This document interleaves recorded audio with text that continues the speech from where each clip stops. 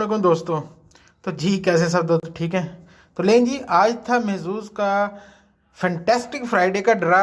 यार ये पता नहीं कि क्यों इसको चेंज कर रहे हैं।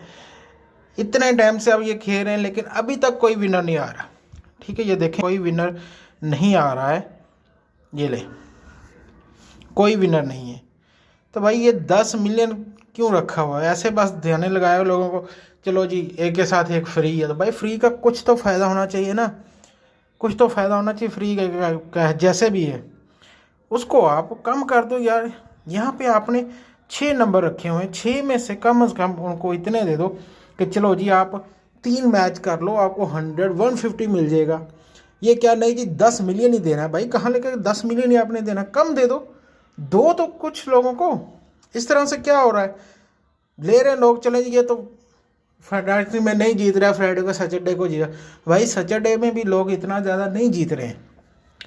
वहाँ पे आप 5 में से 3 मैच करते हो आपको 350 मिल जाता है। तो यहाँ पे आप 3 पे 100 150 कुछ तो दो लोगों को, कुछ तो फ़ायदा हो इसको खेलने का। अदरवाइज़ ये फिर यहाँ पे ये 0-0 ही रहेगा, ये आगे नहीं जाएगा कभी भी।